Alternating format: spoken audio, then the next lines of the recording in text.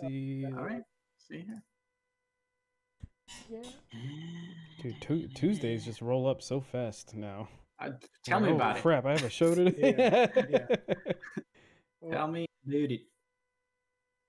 that's why I wanted the headset so I was like, I want to start this tomorrow. Like, just start talking about it and then. All right, we're live. All right. Sweet. Good to go. Okay. Awesome. All right. Hello, everybody, and welcome to episode number 7 of the Last Place Fire Team show podcast. If you listen to that, this week we have a guest. You are the second ever guest, right? Oh, His name is Orlon. Orlon, you want to introduce yourself real quick? Oh, sure. Hey, what's going on, guys? My name is Orlon. I'm also known as Minstora. I run a anime, gaming, all things nerdum TikTok. I'll be on YouTube soon. And yeah, glad to be here. Hey. Awesome. And we also have our forever co-hosts, Alan. How are you doing this week? I am good. How's everybody doing? I hope great. I've been doing good. Yeah, chilling. Same old, same old. And of course, Chris. Chris, how's it been? It's been going, man, one day at a time for me with work and everything. That's the way to do it. Hey, yeah. Sweet. So, for this week's show, we have a few stories. We have about 6. We might not get to all of them, but let's go over them real quick.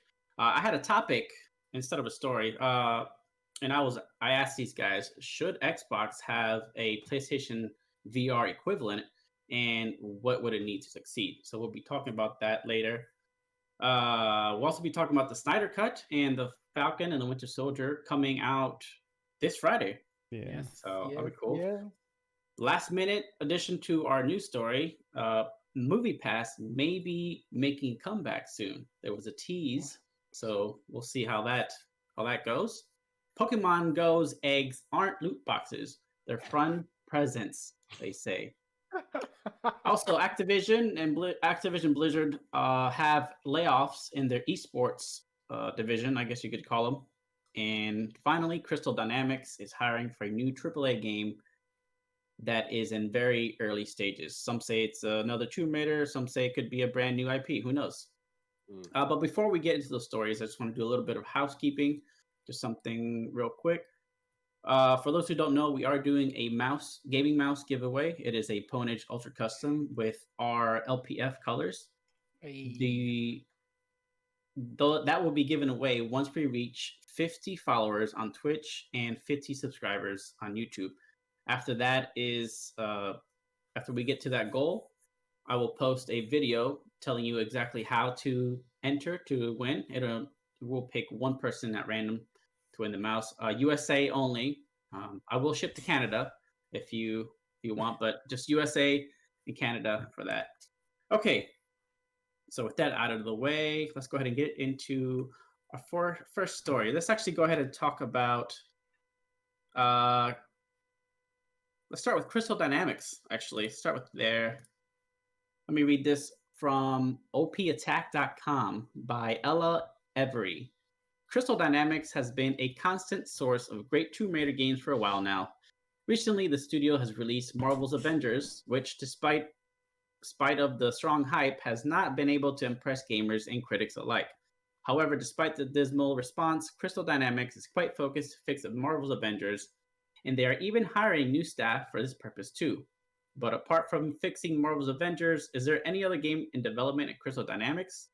Well, officially no, but a recent job listing hints towards a new unannounced game in development at the studio. Listing says, join now to be a part of the formative stages of a new AAA game being built in our Redwood City studios, just south of San Francisco. The job listing is in consideration is for a camera designer. There are other lead roles too, but those listings don't mention any new unannounced game. Now, if you want to speculate about this new game, the best bet would be the next Tomb Raider game. In a couple of days, Square Enix is going to hold a showcase, the Square Enix Presents. There are predictions that we'll get an announcement about the next Tomb Raider game during the showcase. And finally, while all hints point towards a Tomb Raider game, I'm hoping... Another clue that points towards an announcement of the new Tomb Raider game by Crystal Dynamics is that we are celebrating the 25th anniversary of Tomb Raider. Moreover, the community and communication manager has already revealed that the new Lara Croft is going to be a mix of old and new games. So, Chris, what do you think about Crystal Dynamics? Like, do you think they're gonna do a new IP or just another Tomb Raider? I think because we discussed it a little bit before the show, but I think they play it safe here and try to make a Tomb Raider. Whenever your company gets a big hit like that, like with what happened with Avengers, it's not doing too well with the microtransactions, all this other stuff. It's not the game that they promised. It's just one of those things where you just let's go back, let's give our fans what they want. I'm pretty sure a lot of people want another Tomb Raider. I haven't played the newer ones. Those are on my backlog list, and I really need to get to because I heard those games are great. But I would play it safe here. I would definitely just make the games that they know how to make and stick to that, and then start to adventure out a little bit more out there and try another project to kind of redeem yourself from Avengers. I just lately, man, it's not a surprise. I feel like there's a lot. It's just been happening a lot. We get these games. I mean, the biggest one that that happened to us was Cyberpunk. And there's already talks and rumors about if they're gonna make a second one, and everybody's like, take your time, like, just hold on, like, fix this one first, and then decide later on. But it's kind of unfortunate that this has been happening quite frequently with all these games, and that leaves us to like this whole period right now of it just being kind of like there's nothing to play right now. So. Yeah, but if I were them, stick to your guns, and I would make the next Tomb Raider.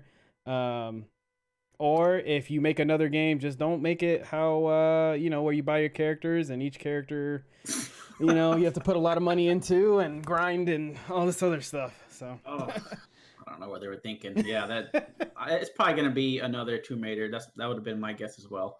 But I'm kind of hesitant as far as if they do make a new IP. Is it going to be more like Avengers or more like Tomb Raider? But what do you think about this, Orlon? You think it's a new IP or just another Tomb Raider? Yeah, no, it's going to be a Gex game. That's my. Gex? I was just about to say that. Yes. No, my serious guess though is it's a long shot, but I do think I would like to see, and it's just wishful thinking, Legacy of Kain, Soul Reaver, something along that. That's my guess. That's what I would like to see, but I don't think that's what I would like to see. I don't think it'll be Tomb Raider though, but I also don't think it'll be Legacy of Kain. That's what I want it to be, but I don't think it'll be Tomb Raider. I don't know. Legacy of Kain. When's the last time that game was? When was that released? I played the Soul Reaver ones. I really didn't play Legacy of Kain. I used to play Soul Reaver. I can tell you because I've been playing Defiance, which came out in 2003. Ooh, the only reason I know that is because for some reason Defiance was the only one I have not played of the series, and Humble Bumble had a deal for 99 cents, and I bought it, and I saw it, and I was like, I really haven't played this since 2003. So, yeah. I would hope Legacy of Kain. That's what I would hope for. Gotcha. There's been so much of a recurrent. Everything's a cycle now. So RE is making remakes. Nostalgia is selling so much, and that's how even Tomb Raider even came back. Mm-hmm. I don't know the sales figures of the last Tomb Raider, but I imagine they could be just as successful bringing back Legacy of Kain. Okay, yeah. Alan, what about you? Me and Orlon are going to be good friends, I can tell, because that was exactly what I was going to say. Legacy of Kain, I think, would be an amazing, amazing game because the Soul Reaver story is so good. Like I said, I just got them on Humble Bumble and I restarted the first one. So, and just playing those games again was such a unique, because you had the nice like Tomb Raider feel because you had those cool puzzles, but the combat in there was also dope. So like, and just like having your powers, no matter which one you played, if you played Legacy of Kain and you were like, and Blood Omen, like just being a vampire was also cool. So like their takes on those kind of games are so good. And I mean, we haven't seen one of those games since 2003. So, I mean, what better way to, like, I really plan on watching the Square Enix thing just because if that like legit shows up, I'd murk out, like for real. I would really like, I'd be like, are you serious? Because I feel like no one even is talking about that being a possibility. So I think it'd be great. But Gex is also a funny one too. So I think the last Kane game that I played was, I could be wrong, on the original Xbox. yeah. Was there one for the original? Mm-hmm. Right. It would have been around that range, 2002, like Blood Omen 2, probably.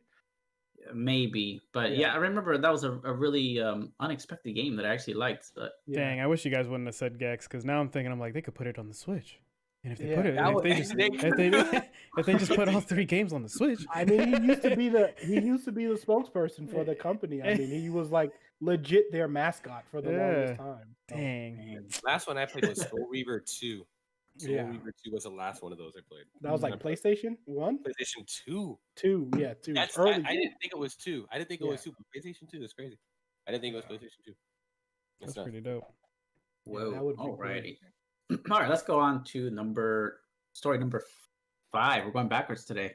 Oh. So, Activision Blizzard Esports announces layoffs, unfortunately. This is from Ash Parrish over at Kotaku.com. Says, quote, Activision Blizzard Esports will lay off around 50 employees, according to a report released today by Sports Business Journal.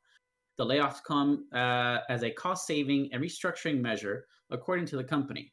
While the company emphasized the pandemic as a cause for the layoffs, Activision Blizzard has laid off more than 800 employees over the last 2 years, despite bringing in massive profits and offering CEO payouts. Okay. Mm-hmm. I cannot stand the Activision CEO. That guy is such a money hog. Yep. And when I heard that he laid off that many people after making a profit, I completely lost all faith in humanity. That guy is like, look, straight up, man, trash. He has no conscience, anything like that. Anyways, that aside, I believe that you could have kept those 50 people, right? This company's making so much money. 50 employees, I wouldn't have made a difference in anybody's life, especially not on the bottom line. Well, so that's my thought of that. Alan, what do you think about this layoff?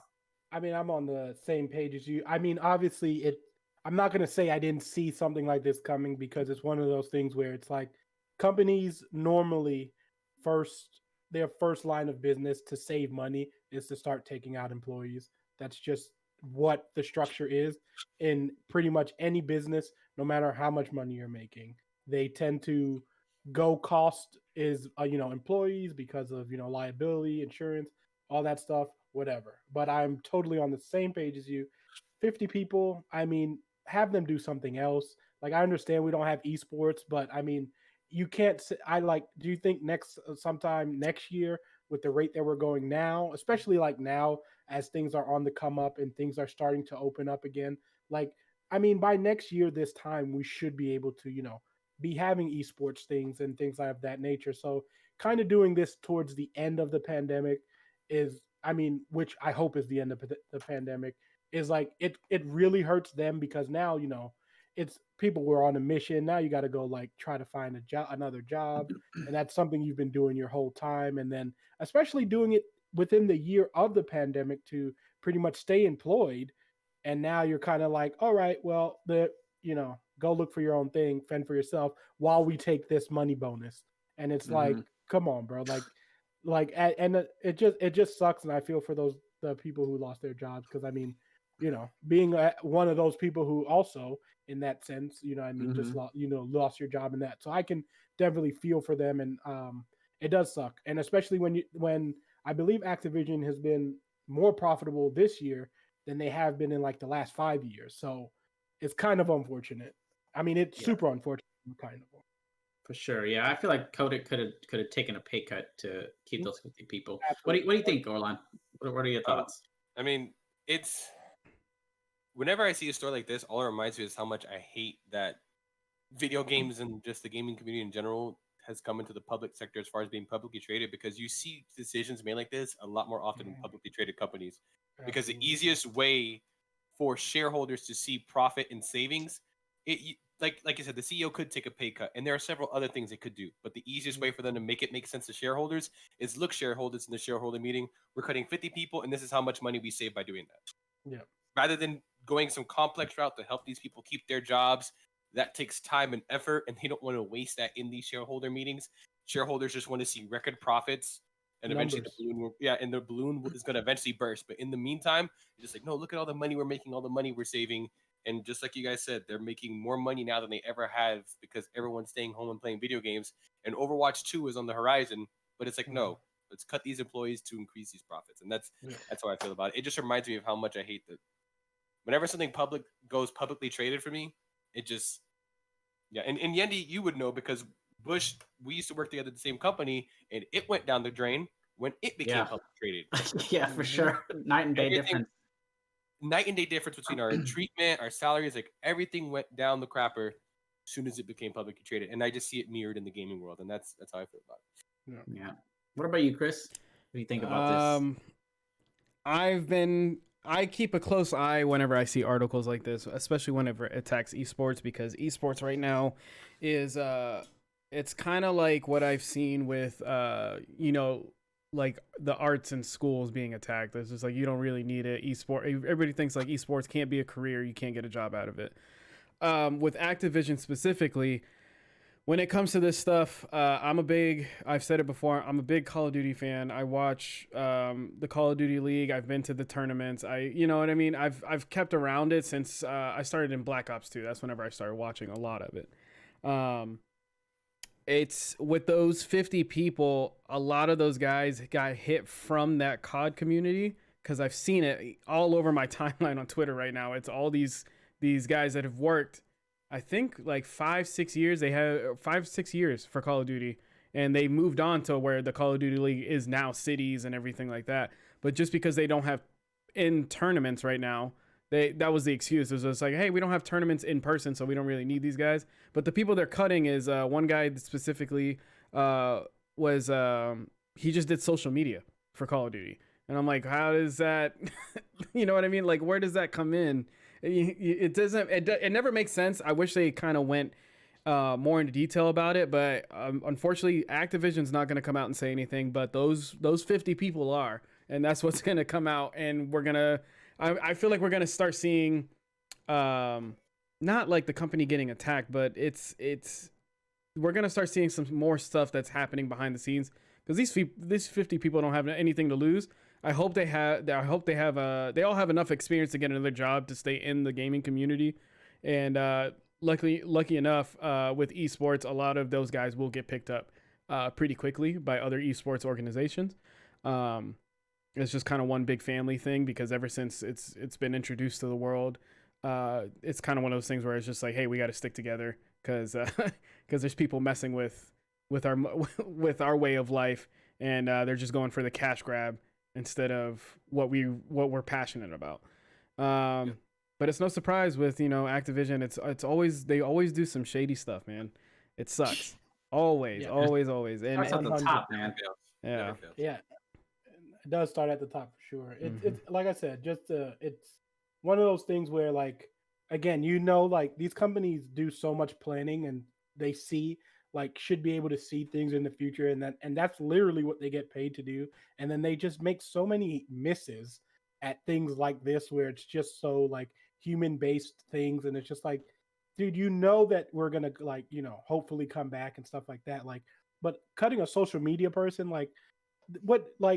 what's the point in that? Like, he's doing so he could still be doing social media. Like Orlon said, I think it's just to show the shareholders, hell, look, yeah, we let go of this many people. So the higher the number, we're saving this much more money. But yeah, it is unfortunate. I think a misconception, one real quick misconception is that, well, these people at the top make all this money because they shoulder a lot of the risk, and I think we're finding a lot in recent years that's simply not true. Not the truth. If you look at the scandal with it was one company that had all these sexual misconduct allegations, right?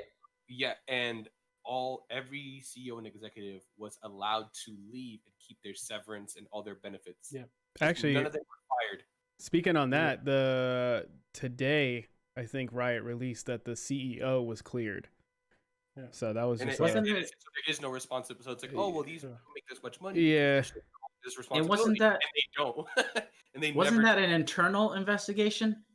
Yeah, so it, Yeah. you know, take that with a What? A We did grain of ourselves, salt. and found there was nothing wrong.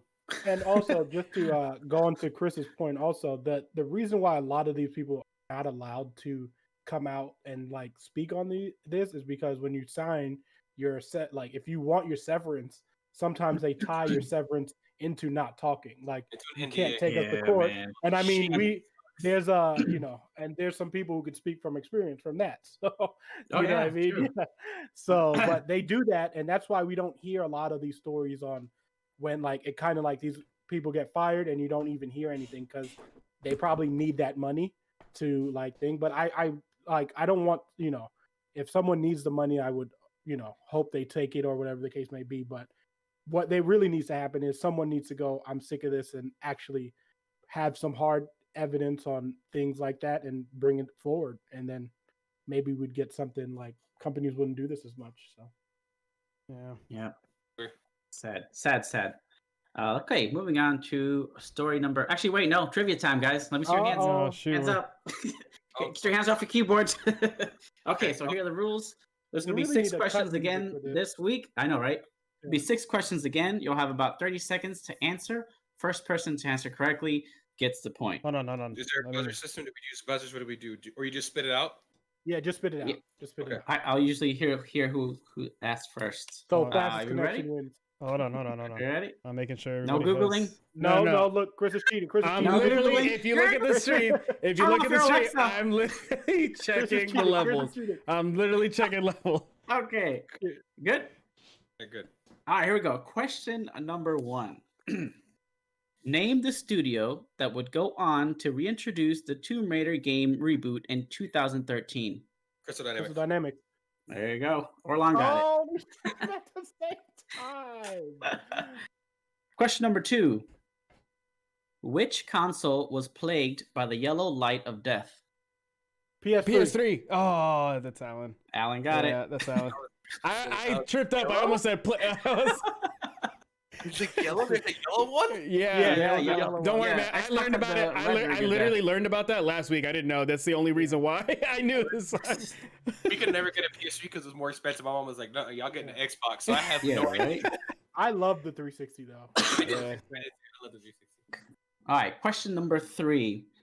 The original Xbox was introduced on stage by Bill Gates and what famous wrestler? The Rock. Oh wait, a wrestler. I should know this. Is that The Rock? No, it's The Rock. Big Show. It was It was Who the said Rock? The Rock? I Yeah. did. Yeah, Orlon. The Rock. Orlon. Oh. Orlon. I was about to say, I was like, The Rock. Anthony didn't say anything. I was like, what? It was That's The right. Rock. I recently saw Yep. that trailer too, man. It's Got that turtleneck, I think, right? Yeah. Yeah. Mhm. I just saw that. Okay. man, I'm Here getting we go. smoked Question this week. number 4. This game's main character's personality was based off of Johnny Knoxville and Harrison Ford. Johnny Knoxville and Harrison Ford. A game? Game. It's a character from a game series. Not Nathan was- Drake. Yep. you Nathan got it. Drake? Holy crap! Really? Yeah. Johnny Knoxville. Yeah. I know. Yeah. Oh, man, I would have never got that one right. Never. Right. I could see Harrison Ford, but Johnny Yeah. Knoxville. Yeah, Johnny Knoxville. That's the only Well, reason. yeah. That's the only thing because we don't have an Indiana Jones game yet. So obviously, Yeah. I mean, that Yeah. would be. But I was like, what's another? Yep. Wait, Yeah. that sounds Wow. Okay, question number 5. Known as codename Dolphin, this console was the successor to the Nintendo 64. GameCube. That's Oh. right. Alan got it. Alan Yeah. got it. Project what? It was Dolphin. It was called And Dolphin. the only reason Really? I know that is because the emulator I use is called Exactly. Dolphin Emulator. Yeah. As soon as you said that, we were talking about Oh. like, damn, they're gonna know right away. Well, no, the thing is, I knew that anyway, but Yeah. I didn't know until the emulator. I didn't know that. Alright. That's crazy. Here we go. Last question. EA had to pull the microtransactions from this game after a massive backlash from gamers. Battlefront 2. There you go. Oh yeah, it is Battlefront 2. Yeah, good job. All right. Alan Because is now I the was new one of points those leader. I was one of Hey. those gamers who was complaining. Alan is the points leader with our guest leader being Orlon, beating Charles so far. Hey, Dang, we gotta Okay. plan a Jeopardy thing and just have Music, yeah, just do one full 30-minute Do episode like a or full something. trivia. Yeah. That'd be dope. That'd be A trivia awesome. show. Come up with those questions though. I'm not gonna lie. It's like I spent quite a bit of time looking for Yeah, stuff. just for the 6 I can imagine. Yeah. All right, so moving on to the next story. So this one, I originally thought, based on the headline, that it was a negative, but it's actually a positive thing. Pokemon Go eggs aren't loot boxes; they're fun. They're fun presents, they say. So in my head, as soon as I saw them, I'm like, oh great, someone's trying to spin this as this is gambling. Gambling's fun. They're not loot boxes, but it's actually a positive thing. So what Niantic is doing is they're letting players see what is going to hatch from their egg. So you don't have to waste time walking around hatching eggs anymore. Because I didn't play this game much, this article is not really very exciting at all. So I'm just going to ask this instead. Did you guys play Pokemon Go, and was it everything you ever imagined it would be if you were ever a Pokemon fan? Chris. I at the time played Pokemon Go, but at the time I was on my mom's plan. I was just fresh out of school, and also that's whenever I started at Bush, I was in the Palace, and that's the only way I could play was from Wi-Fi, so I didn't get the full experience. But whenever we did play, I remember everybody in the Palace at the time. I think we were Red Team, something like that. Everybody agreed to be everybody agreed to be the same team. And then anytime a guest would come up or something I think the Palace was a gym also. So anytime somebody came up, everybody's like, what is going on with all these people beating the crap out of us? And it was the crew backstage. Like, hey guys, it's not. Everybody would go. Yep. So we would always end up taking and keeping that spot hostage. And that was probably the most fun I've had with that game.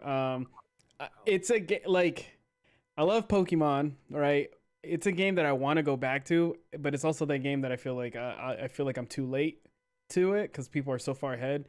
But yeah, I get that response too, where it's just like, no, you can join at any time. I mean, who knows? Maybe this weekend I might be re-downloading that game and giving it a chance. But yeah. Wait, what about you, Orlon? Did you play Pokemon Go? Was that everything you imagined it would be? It up. I was like, yo, this game is 5 years old. Mm-hmm. What? It is. It is 5 years old. Oh my god. Dang. I was like, oh, I remember with my wife, Saudi, it's like, yeah, we used to play. And I was like, I think me and Saudi already got married or something, right? It's like, we what? No, we weren't even married yet. But yeah, I played. I remember that was a really fun summer, I think it was. But yeah, it was summertime. That was really cool because me and my wife would go down to Ybor City and just have conversations with strangers and just hang out with people and go hunting around. Look at the game sucked at that point. It had way too many connectivity issues, but the community aspect made up for it a lot, and that was my experience of it. If the game had probably gotten fixed a few months sooner, I'd probably still be playing. But it was too late at that point. And it was like, nah, it was missing features like battling friends and trading and all this too many other stuff. I was like, nah. But if it had all those features maybe a few months early, I'd probably still be playing. But it was probably one of the most fun summers I've ever had, just because the community aspect, walking around, talking with and new kids that have no idea who these first gen Mons are. Like, oh my god, who's this ancient Pokemon? Listen here, you little. That's the OG. Show some respect. Dragon. That's the OG dragon right there. And I remember trying to find my location to go to other countries and get the other Pokemon. I remember doing all that stuff. Trying to spoof my location. That was fun. Oh, one last thing. I had one of the first smartwatches that came out at that point. I had the Moto 360. Smartwatches were not that much of a thing yet. And I had customized my watch to get notifications when certain Pokemon were nearby. I was the envy. All right. Yeah. I didn't have to put my phone on. I got these before the Pokemon Watch thing even came out. Yeah. My smartwatch was letting me know what cool Pokemon were nearby. So that was nice. That was. And then they patched it. Yeah. What about you, Alan? Did you play Pokemon Go? Was that everything you wanted to be? As you guys know from last week's show, the video game world I wanted to live in was Pokemon. So, as you can imagine, as soon as this game came out, I was all over this game. I would play Pokemon. The thing that sucked was I had originally moved to. I had come back home, and the place we had wasn't really full of Pokemon. But then I started actually at Bush, where Tampa was just full of like, because it was in popular cities. So I played Pokemon Go a lot. I had the Pokemon Watch, I had all that stuff. But again, like Orlon said, the community aspect is what made that game so special because you had people come outside who would never be outside unless it was playing Pokemon, and you would just have conversation. Like I remember walking out that summer and just like legit walking to hatch eggs, and there would be like 5 or 6 people just walking in the street, and I'm like, "Are you hatching eggs?" And they're like, "Yeah," and like that to me, like, and especially someone who loves like camaraderie like that, because that was one of the best experiences.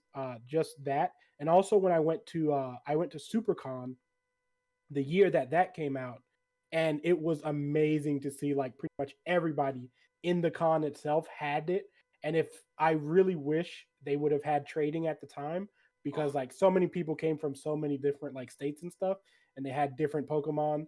But like just to see a group of people just take over like a con and just be playing Pokemon Go that whole like for the throughout the day was amazing. Even like panels, people who were doing panels would be catching Pokemon.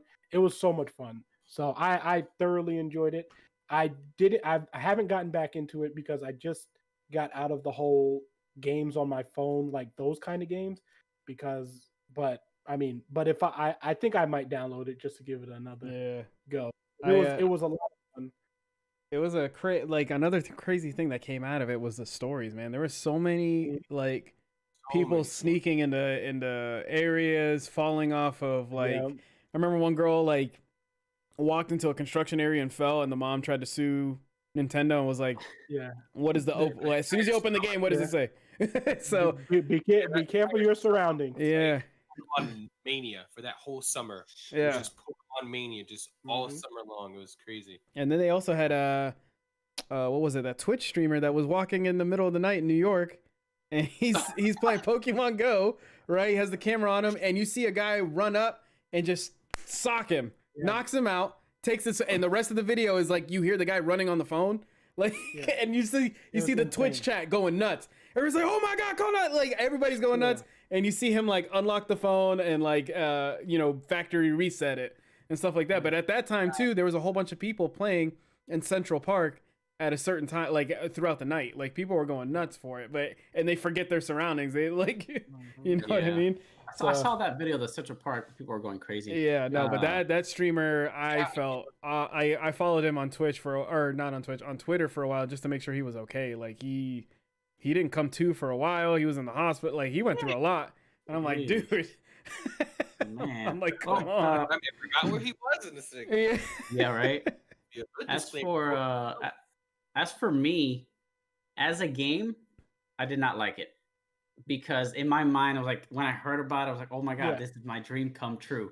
This is exactly what I've been asking Nintendo or Game Freak for forever. A game where I could go out and battle people and trade Pokemon, kind of like I did when I had Pokemon cards back as a kid. I would just find random people in the street. Hey, you want to trade? Because everybody had Pokemon cards at that time. Yeah. So I thought this is going to be the same thing. But when I played it, oh my goodness, was it severely disappointing to me. The beginning was bad. It's just now the gameplay aside, the one thing that I really liked about it was the same thing that both Alan and Orlon mentioned, and it was the cultural community aspect of it. I've never seen so many people outside ever, like in my entire life.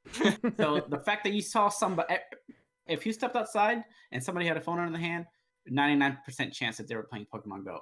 So that was cool to see. It got me out every once in a while, and I usually am an inside person, but it got me to go out and actually talk to new people, which is really crazy when the world was in a weird state.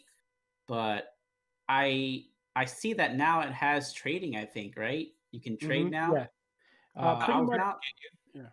I was not very big on the whole raid thing. I just want straightforward battling system, just like from the mainline Pokemon games, and I want to be able to trade with whoever is in close proximity to me. Once we get to that point, I think that will be my dream Pokemon game, aside from possibly the new Legend of Arceus that's supposed to be out in 2022. But Well, we'll make that game as if Yeah. I can run around with you guys and just, wreck stuff. Yes. Like, Yes, that'd be cool. and then Right. real quick before you go to the next one, Orlon, can you take your mic and bring it closer to you? You're cutting out just a little bit. All right, is this better? Yay, there you go. Okay, cool. Sorry about that, guys. No, Thank you. you're good. Yeah. Okay, so next one is about Moviepass. So I just saw this right before the show. This is from J. Kim Murphy over at IGN.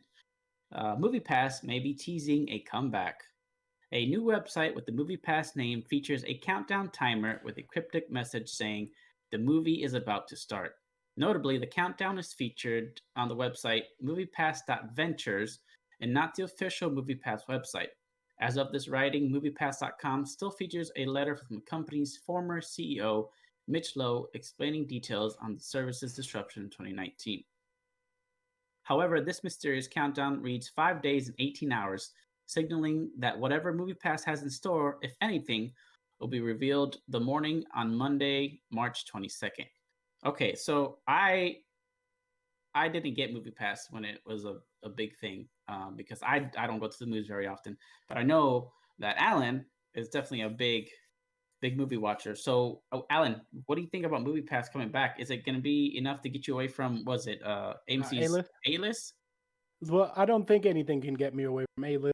A-list is just set to just A-list being able to watch Dolby and IMAX, and it pays for itself. But this does make me happy because it does bring a smile to my face because if you guys know, you guys worked with me, and I had Moviepass legit day one and was trying to get people to get Moviepass literally all the time, and I was like, it's amazing you get to watch X amount of movies all the time, and people kind of knew me as always offering Moviepass, but Moviepass was so good to me also because I feel like it started this whole culture of A-list. We don't get A-list without Moviepass because Moviepass, it made no sense as far as because money wise it didn't make any sense. You were paying Right. $10.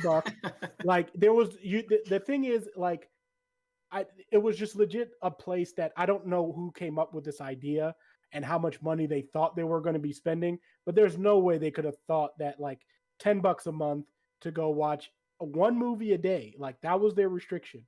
You could watch one movie a day, and we all know a movie a day is like $10 to $15, you know what I mean? Get depending on where you go, but I used to go to the movies 5 days a week. I watched everything. I think it was the last 2 years I had watched legit every movie that was nominated for an Oscar, for the last 2 years because of Moviepass and A-list. But Also, you killed yeah, so I made my money back easy. Abused it. Yeah, I didn't abuse. Listen, they That's gave why I me was canceled. Listen, they gave me I paid mine. I used to even get the yearly one because I knew I was going to use it. But it does make me happy. I don't know what this is. I am very interested. I will be checking the site in 5 days because I'm curious to know what it is. I just don't know unless they come back with a serious backing, I don't know, a Netflix or something like that. I don't know how they can compete with AMC because simply AMC just the deal itself is amazing, and then you get 20% off of the concessions. And then also, if Moviepass does come back, because towards the end of Moviepass, they were actually taking AMC movies off because AMC was coming out with their own thing, and AMC was telling people you can't use your Moviepass here anymore. So I don't think being that AMC has, I think it's, if I'm not mistaken, 85% of the movie theater business, theaters in itself. I don't think it'd be viable unless they partner with Regal or something like that. But that's how I feel about that. I am excited to see though. Do you think so? Wait, so Moviepass was part of AMC? No, Moviepass was the first subscription movie theater thing. Okay. And You then initially could use it to see movie theater movies at AMC initially at first. Gotcha. Although I believe AMC had there were some things you couldn't do with AMC at the beginning. I can't remember. It's probably because whenever my wife worked for a movie theater, I know when it comes to certain movies made by certain companies. So like Sony, anytime a Sony movie came out, they didn't want any, like you couldn't use any voucher, anything. You had to pay for it and go in and watch it. And I think that was one of the problems they ran into at first, is that at first you could, and then they caught wind of that. Yeah. And then whenever Marvel got a lot bigger, I think you couldn't watch it the first night. No. For some Marvel, things. I mean, for not for pass, but I'm saying for other things. Like that was a rule for some of those passes. Like vouchers you'd get given out by employees or some weird thing stuff like that. Yeah. So and they kind of kept it close to the movie pass. Like that's how they kind of built that system. Yeah, that makes sense. Yeah, but what about you, Orlon? Did you have Yeah, so I was doing the same thing. I worked at Capital One at the time, and I was going around the office telling people, "Yo, you need to get Moviepass, bro." I was like, "This tempo," and people didn't believe me. They were like, and my mother too. My mother and my father-in-law were like, "Wait, like $10 a month?" I was like, "Yo, $10 a month, you can go to the theater." My mom was like, "Oh, we don't go that often." I was like, "Ma, you go at least once a month." Yeah. I was like, bro, I was trying to get everyone in on it. I seemed like one of their pitch people. I swear to you. I mean, that's how I felt. That's legit how I felt. It was that good of a deal. And like the thing for me, if it wasn't inside, because we used to go to the Studio Movie Girl over on Fowler. If that place wasn't so ghetto, it would have been. It's better now. Oh, it is? No. Okay. It's probably better now. Because wait, hold on. Before they remodeled it, it was what? What was it? It was some weird Regal cinema. Yeah. Regal or something. When Studio Movie Girl first started, it was fantastic. Yeah, it was. When it first came out, it was good. They had these amazing coconut chicken crispers. Oh, yes. Yeah. I only went once, and that's whenever we saw Doctor Strange together. Yeah. And then, but I remember walking in there, like you guys were like, "Oh, let's go to the movies." I was like, "Okay." It was like the first time going out with the crew and going in, and then I stood in the mall and I was like, am I in the right? Like I was standing there, like majority of the shops were closed. There's people hanging outside of the shops, like staring at me. And I was like, did I walk into the wrong place? Or like, and then I get up the escalator and I see it, whole nother world. I was like, what is going on? Beautiful. But like to say on top of it though, yeah, me and my wife used it a lot, and it was cool because to be transparent at that time, we weren't doing financially amazing. You know, my wife was in school, I was working full time, she was going to school. So it was cool because for $20 a month, we could go out once a week. And so, yeah, I like to do different stuff and take her out to dinner and like go mini golfing. But that was something we could always fall back on. And that's what's cool about it. And that's why I like our A-list now, because it sucks because, you know, it's more expensive. But for $40 a month, the one thing that sucks is my wife does not like IMAX and D-Box movies. Oh, no. So it sucks that we're paying a premium and we don't get to use it to its fullest. But still, it's nice because we have something to fall back on. If it's a tight month that we have to save and we have to take care of a cat or a vet bill, it's nice to have, hey, we don't have a lot of money, but we can fall back on this and go out to a movie at least once every week or so. And it's nice to have. So yeah, we use it all the time. Have you tried Dolby? No. Dolby is a whole nother experience, bro. I love it. That chair that does all that? No. That's D-Box. Like the experience, she dislikes how big the theaters are, and that increases your chances of having rowdy people or like we always seek out on purpose the smaller theater, so we'll pick whatever Showtime has the smallest theater possible. That's fair. Yeah. I get that. What about you, Chris? What do you think about this? For me, I've never had Moviepass until you guys talk. Like as soon as you mentioned it and Alan started talking about it, I was like, okay, I kind of remember this. If it comes out, like I made it a point this year, I used to just play, like I said, being into Call of Duty, I just played a lot of first person. I was one of those gamers that was just like, if I'm not on, I'm missing out on something, right? Even though it's just the same game all the time. And I finally, this year, I made it a point. I said 100 movies. That's not going to happen. I'm literally have a notebook, and every movie I watch, I'm writing it down on a list because I want to. Last year I didn't watch any movies at all except for like the new Marvel stuff, and I used to be a movie buff where I'm just like rewatching all my DVDs, everything. I'm just rewatching my stuff, and most of the time, like Endgame and what is it, the Spider-Man movies, I've only seen once, and I needed to go back and like exactly because every time I have it, I'll sit it on my counter and I'm like, I need to watch this. So. Moviepass is probably gonna, if it's good. I mean, Alan's probably gonna be the test subject for that because I know he'll get it. But if he says it's good, I'll probably end up getting it and going to the movies a lot more, because yeah, I love the films, and to tell you guys how dedicated Alan is to the movies, one of my one of my favorite memories with him is it was the premiere of Last Jedi. Last Jedi, yeah. And I was walking in, and Alan's like, "Hey, I'll come watch it with you." I was like, "Okay." He already watched it, mind you, and I think he was in Tampa. You were in Tampa, right? Yep. Bro, he drove. I live, in Lakeland. It's about what about like 30-minute drive? Yeah. Pulls in, right? Hey, I'm here. He gets there where we have seats and everything. He comes in. He's sweating. He's like, "What's up, man?" Sits down for the movie, and I was like, "You didn't have to show up, bro. You didn't have to. It's okay." But you already watched it. He's like, no. He's like, you have to watch it. He's like, I gotta watch it again. I need to watch it again. I'm very much one of those people. But the thing is, when it comes to movies, for me, like I feel like, especially movies, I get really excited about. I just feel like there's so much information the first time you watch it that you're soaking in that you don't catch like everything. So then when you watch it the second time on like a scale of, okay, I'm not surprised anymore. I can just sit back and actually watch the movie. I feel like that second experience is so much better, especially when you do it back to back. You kind of just be like, oh, I didn't even see that this time. And then just getting people's opinion on it too is so good. But yeah, Moviepass is the reason why I was able to do that. Yeah. I mean, and then before you move on, it's like, question, how do you guys feel about going to the movies by yourself? Is that weird? Yeah, so I was actually going to mention that. So I know why he went to the movies with you is because certain movies you just got to have someone with you. Because Yeah. I went to basic training April 23rd of 2019. I missed Endgame, Detective Pikachu, and Aladdin.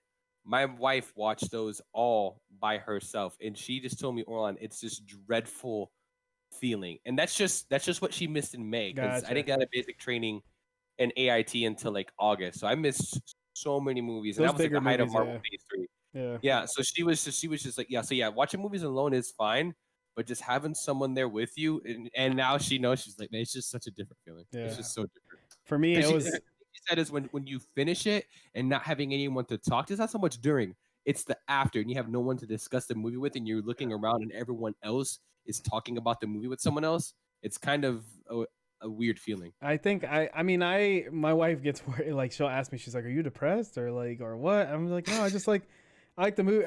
What started it for me was I had a school project, and episode 7 came out for Star Wars, and I already watched it, but they were like, "Hey, go back. We want you to look at the ceiling.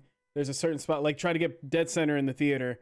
And I literally went in with a notebook, and they're like, "Tell us how they mixed the sound and everything like that," because we were learning about Talking about the THX. Right? yeah, but we were also learning how to THX. mix in 7.1 because we had a studio and they had speakers all around, and it was like a little box, and you could move the circle around, and you could put the sounds coming through and all this other stuff. So I literally sat in there with majority of that movie I had my eyes closed, like trying to listen more. But I ended up loving it so much, like going by myself, that I mean, the bigger movies like Endgame I wouldn't watch by myself. And what was it? I loved, what was it, Blade Runner? Got into that series by myself. I watched all the Divergent series by myself. And it was just like, I don't know, it felt like a relaxing, like, this is nice. But I can see definitely going into Endgame and just looking around and being like, yeah, just hug this random dude. I'm like, oh my god. Yeah. So I mean, for me, I legit find like comfort in watching movies by myself. Yeah. No matter how big, no matter how small. But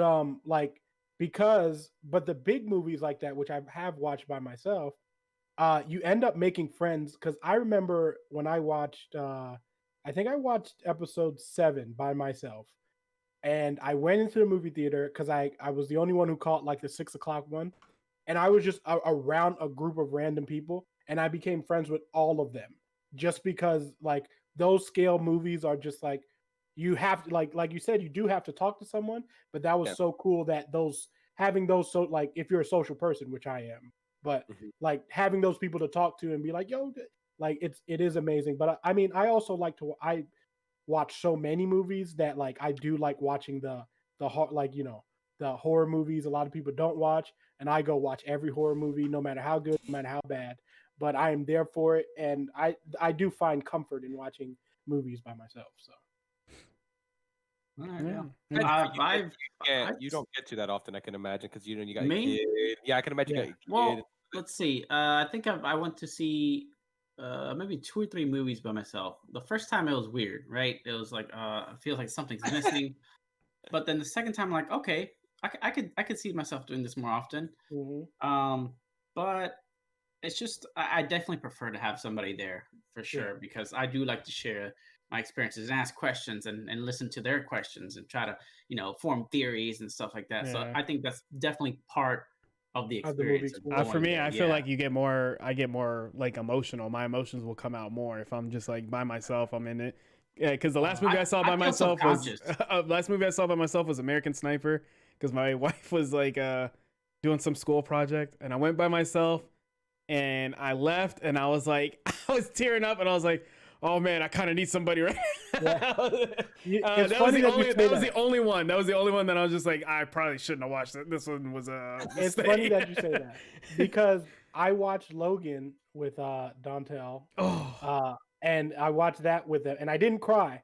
And then the second time I watched Logan Yep. by myself, I was bawling. And then it was funny because there was a little kid like there, with his dad, which I don't know if he should have been there. Yeah, for he that probably movie. should have. But like I'm like legit like full on tears. And then he's like, and the kid goes, Dad, why is he crying? And I was like, and I'm looking at this kid like, you don't even know what's going on here. Like, like what I mean? Like you don't understand 17 years what that means. Dad's to us. he's So, like, get up, get up, I get up. yeah, I definitely hear you on the more emotional part for sure. Okay. So that was fun. So we had 2 other stories, but we're actually going to go ahead and move on to the topic of the show. So the show theme for this week, I asked the guys if you could relive an entire console generation all over again, which would it be, and what are your best gaming memories from that generation? I'll go ahead and start first. So if you guys can get a little bit more time. Also, real quick, if you guys don't say a certain console, okay, because I told my wife the question last night. If it's okay, I'll have her come in and speak her piece on her favorite console. You want Okay. you want her to go first? No, she's I'll text her because she's probably not like ready. She's probably gonna want to go. Okay, Yeah, so let's go ahead and do our thing. Yeah. All right, so mine. There are a lot of great consoles out there, man, for sure. So many. And I'll go ahead and say this: if you say Nintendo SNES or Dreamcast or anything, I'm not your friend anymore. Stop BSing me. Like seriously, get the heck out. What? Anyways, Excuse me? No. My favorite console generation is the Xbox 360. Ooh, Hands that's down. a good one. It's Hands so down, good. probably the best console generation in terms of in sales, right? Hardware, besides the Red Ring of Death, and just the games. There's so many good games that came out around that time. It's crazy. For me, my top 3 gaming memories from that is probably Halo 3 and its multiplayer, right? That was probably my main most played game on that console, and the reason why I got Red Ring of Death because I played it so dang much. Right, console overheated because I never turned it off. The whole box. Man killed this whole Xbox. Yeah. So when Halo 3 came out, Halo was one of the only series that I actually stood in line for. Right, midnight release, I was there. Only one of the few games. So I played the heck out of that game with people from work this was during Katanga at the time, so we were really close. So we would play Halo every night. Every night we'd get on, play big team battle, play snipers, play SWAT, just for hours, man. We would have tournaments at work, like like some of the manager. We had a sign up sheet on the fridge, and like, hey, this is who's going up against who and at what time. Like during shows backstage. Yeah, like during shows. I missed that. And we had the director. Her name was Robbie at the time. She was director of entertainment. She came back and saw it, and she's, "Hey, what's this?" And then we couldn't say anything because we had 2 people playing in the background. They were playing part of the tournament. So that's just one of the many memories we have with Halo. So many good times, so many people I've met, and just it's great. The other game was Modern Warfare 2, actually. That was Gotham. That was really good. Like straight up, probably my second ever Call of Duty. No, third, because I played the World War II one first, or whatever that was. But Modern Warfare 2 that's the best I've ever been in a Call of Duty. Like my kitty was great. Everything was. I feel that. The maps were so good. Karachi was one of them. Remember that one, Karachi, or the one with the plane? Are you guys pretending to talk? No, the one where it's in the middle. I think I know when you're talking about. Yeah. I think Chris is calling Bree. I think that's what he's doing. Oh, gotcha. Yeah, Modern Warfare 2 was great, and then Project Gotham Racing, the series, Project Gotham Racing 4. I loved. Yeah, man. You ever heard of it?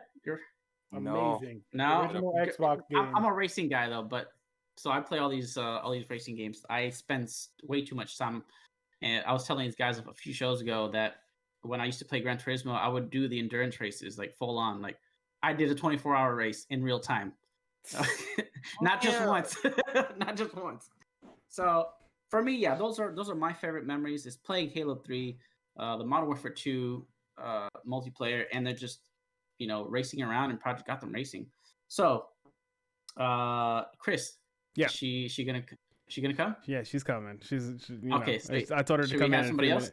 I mean, I'll go ahead and go now if okay, go ahead. Yeah, so mine was also the Xbox 360, mostly because my dad is he's something, man. He got a Xbox custom made for me. His friend did it, right? So it was built. It was all black. It had an X cut out on the side, and I can go inside of the little cutout, and there was a little button. I would click it, and it would glow. The X would glow like different colors. That's sick. Yeah, That's sick. It was dope, right?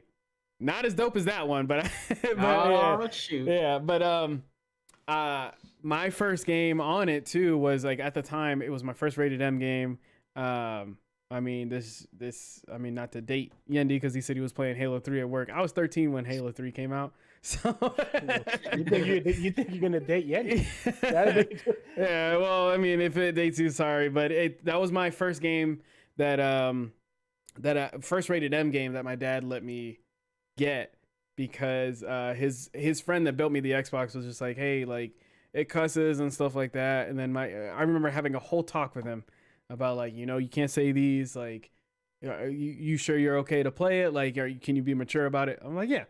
So my biggest memories from it was playing. I played hours and hours and hours of it, and it wasn't even in multiplayer. Like in the multiplayer, Slayer and all this other stuff. It was from you were in Forge, literally in Forge. I would stay up until like 5 a.m. I remember my dad coming in, unplugging everything, taking the 360 with him. Go to bed.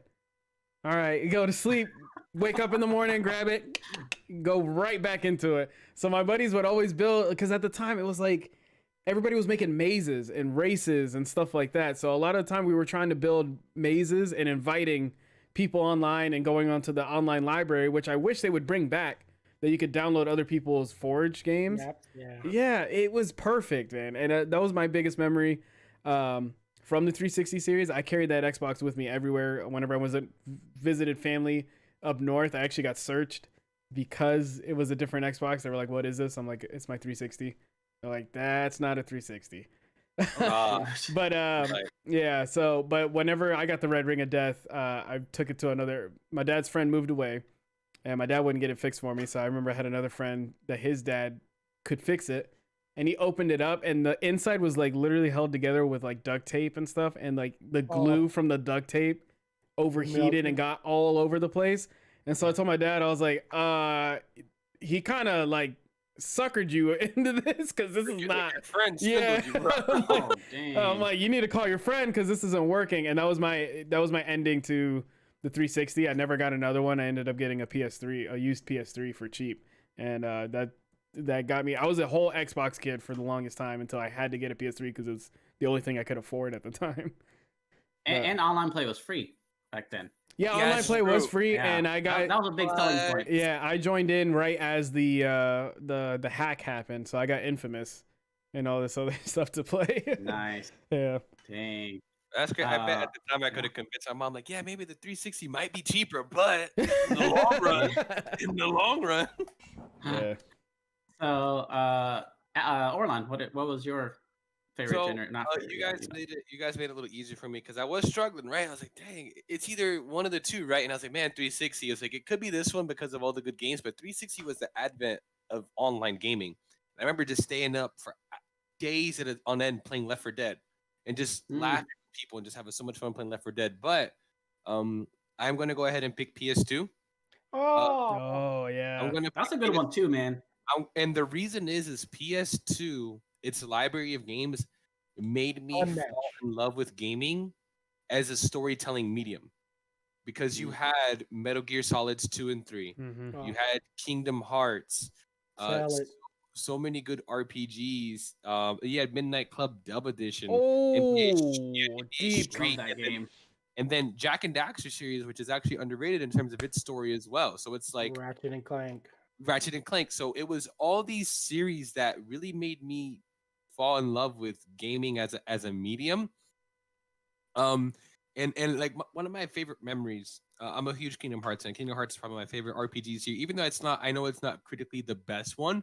It's still my favorite, probably for me. And I remember just as a kid leaving the PS2 on and letting the opening intro to Kingdom Hearts 2 just cycle throughout the day, just so I could listen to Sanctuary, because YouTube wasn't big of an advent at the time. So I would, for me, it was definitely PS2. And I remember when online gaming was just getting introduced.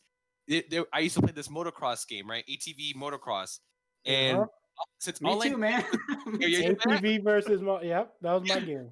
online gaming was new, you could enter cheat codes to unlock everything and then go online with everything. So I did that and murdered everyone because it was online gaming was new. So developers hadn't yet thought of things like that. Yeah, they didn't think of stuff like that. Yeah. So I would unlock everything with cheat codes and then go online. But yeah, for me, it's all the single player and the stories, man. Like just all those good memories. And for me specifically, I fell in love with Kingdom Hearts is the reason I fell in love with RPGs. I wanted to pick one last thing. I did want to pick because the 360 made me fall in love again with survival horror. Because of Dead Space. Dead Space. Oh yeah. Dead Space made me fall in love with survival horror again, but I still got to give it to the PS2. Okay. I don't. Well, let's go on to Bree, and then we'll go. Special guest number 3. Hey, trivia time. What up? Just kidding. Okay. Okay, so I don't have much time, but I did hear that there was someone who is a haterade drinking that haterade of Dreamcast. Okay, That's so me. so from someone who is like pretty much, I find one console and I obsess over that one console and I don't give up that console until like it dies. That's kind of where Dreamcast came into play for me. I played everything from like Space Channel 5, Jet Set Radio. Yes. What Radio. was the Good other game. one? Good game. Soul Stone? Calibur. That whole game. Yeah. It was more of like I liked repetitious games, and for some reason like the Dreamcast was just something where it's just like, okay, this was my console. It did have like a bulky kind of weird controller to it where you would just put like the little, I don't remember. I don't know. Memory card, Yeah. the best memory card in the world. Yeah, I mean, it was just convenience of it. Like, Bitcoin. it was just convenience of it, and I think just, I don't know, not having to have like so many extra pieces. I don't know if I'm like babbling. No, or, you're good. or making sense, but like just, I don't know. Something about Dreamcast was just like the only console that had games that like I could always like go to and not ever get bored of. Especially Jet Set Radio and Space Channel 5. Like Crazy Taxi. Crazy. Oh yeah, Crazy Taxi too. Why am I forgetting I mean, that? some people like Tamagotchis in their controllers. That's how Yes. It's just, Yes. yeah, for some reason, just, I don't know. They were more like nostalgia games. And when I think back to like my childhood, every single game that pops up is always a Dreamcast console game. Like, I mean, majority of them. Even like Sonic Adventures, like I played on Dreamcast. 2? One and 2. So I don't know. Some just opening Taking song. care of the. Oh my god! I saw on TikTok last night somebody did the first level and they found they did a shortcut like where they jumped up. Bro, I never. As soon as I saw it, I was like, oh, I might have to re-download this game. I think everyone can agree that the Dreamcast is the only console you can look at in history, and everyone can unanimously agree that's the only game console in history that should not have failed the way it did. Yeah, no. like That's the thing. I miss it so much. Like we still have our Dreamcast. Her brother but has it. I'm trying to get one because you can get one for $50 and then do the burning Or? CD and all this other Pretty stuff. much what my brother Great for pirating. wow. Pretty much what my brother did is that whenever we moved out of our childhood house, like we split everything in half, and my brother's like, I call the consoles, and it's like, it just sits there and collects dust. Like, We'll probably steal it. please. We're coming, Taro. We're coming. Because I had all my games on there. Yes, it's like, oh yeah, it's worth a lot of money, blah blah. I just want to keep it. No, like, please. I literally just play Animal Crossing on my Switch, and I still play Animal Crossing on my 3DS, and I'm addicted to just one game at all times. And Space Channel 5 was my game. Yeah, I'm pretty sure. If So, I get that, so I have a question for you, Bree. Then, Hmm. since you're such an avid Dreamcast player user, why do you think the Dreamcast didn't make it as long as the other consoles? I might be a wrong person to ask about this because I'm not like so much into, I don't know, the terminology and like why things failed and things like that. I just mostly I got distracted a lot from a lot of things, and that was just like, Your dad probably came home with it, and you're Yeah. like, "What's this?" And he's like, "It's new. Try it." yeah. And so then whenever somebody brought something, I don't know why it would fail, but like whenever something was brought to my attention, then it's just like, oh, okay, I'll stick with this. I'm okay with this. Like I don't need anything new. And like the other consoles would come out. Like my brother got like the OG PlayStation, and then like whatever other console. Is that like, when Dreamcast came out? Was with original Yes. PlayStation? Yeah. Competition against the PlayStation, yeah. Yeah, and It In between So 1 and 2, right? Yep. yeah. Is there a game that was only on Dreamcast that you'd love to play today? Space Channel 5. That was on everything else. Oh, I didn't That know came it was to only on Xbox. everything else. I mean, what Jet Set Radio was really cool. I love I that think game. that the radio I was played it it on I think. 360. I think It's Jet Set on. Radio- It's on sale right now on Steam Okay. for $4.99. But Yeah, Steam but like was in- at the yeah, time of back release, then. though, it was only Dreamcast, right? At the time of Yeah, release, I it think. was only on Mhm. Dreamcast. So was Marvel vs. Capcom 2. So I guess Oh, in, I feel like those. right. Yeah, so I guess in I feel my like those type of games. Yeah, go ahead. Sorry. yeah. So I guess in my opinion, I technically wouldn't be able to defend Dreamcast as much as I. Well, you're not the only one. Like literally, I just it's- love it. Like everybody I don't who's know. had the Dreamcast, like even I watch a lot of Game Grumps and stuff like that. They all think that the Dreamcast is the greatest console that was ever made, and Yeah. they Especially Dreamcast- old FGC heads. yeah. Especially old FGC heads. yeah. So, Especially. and I think the failing part comes with. I mean, I don't know. I don't remember seeing advertisements as a kid for that I can tell. at all. I I know mean, why I they remember do the that. orange also little the swirl that would come up. yeah, and then the whole like what I said earlier with the burning like how easily it was to get games on it, like That's without why it having to failed. go pick one up. That kind of kills everything. It failed Mhm. because at that time, CD burning became huge. Like oh, everyone yeah. used to get computers and have Yeah, like just burned had CDs and Have blank a like that. stack of Blank blank discs discs. just ready to go. Because it didn't have the privacy control, everyone was buying the console. Then they didn't manufacture. And the then console no one back bought up, games. and That makes no sense. one bought games. So like the consoles were sold out. So a limited amount of people had it at the beginning, and then none of those people were paying for the games. So like you had almost like I think Dreamcast sold really well, and then after that like the numbers just dropped because no one was buying any games. Like you had your games and then you were done, and it wasn't even like you needed to mod your console or any of that. Like you It's just legit, random. yeah. That's If you have a factory Dreamcast, you don't have to mod it. You can literally just burn a disc, put it on, and it works just fine. That's crazy. Yeah, I do remember that. And I heard as well, I think, I don't know for sure, but I think one of the things I heard is that, it failed because it was too far ahead of its time because it didn't really lean into it was the first console really with online play. Yep. But it didn't really lean hard into it. It had And dial-up. it was too soon. It was too soon to the Yeah. race because no one really had an interest in playing online at that time. Everyone was still playing with their friends.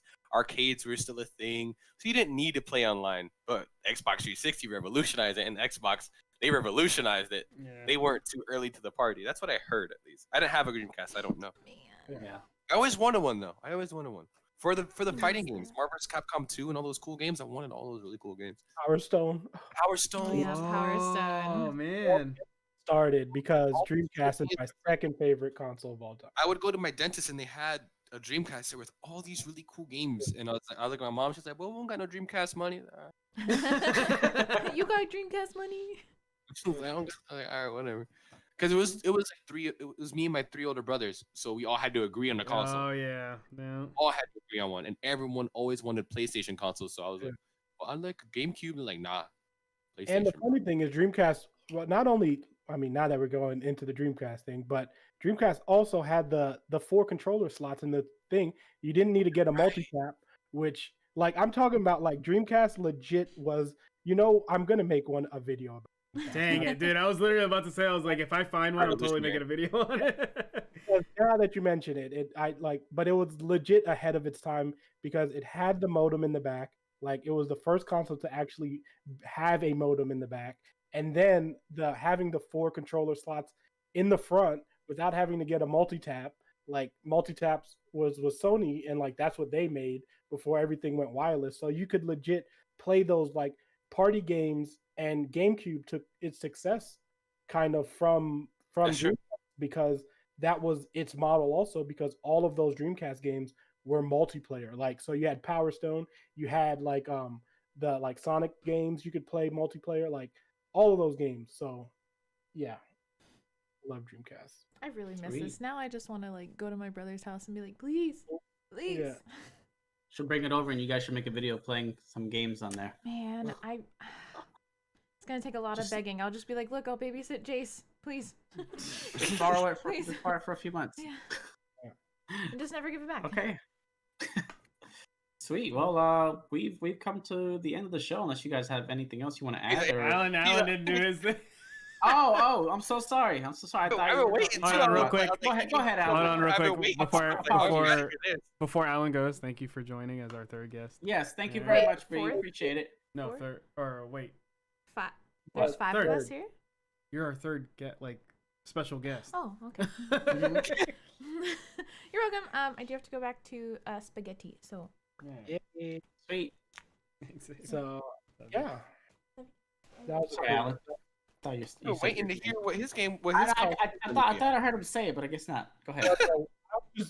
I mean, Dreamcast is up there, but Dreamcast is my second favorite. I agree. I took it as the only I looked at the question a little bit different, and I put in a little bit more like different factors in it. And I agree with Orlon for multiple reasons. It's not just because of PS2. I took it as the generation in itself.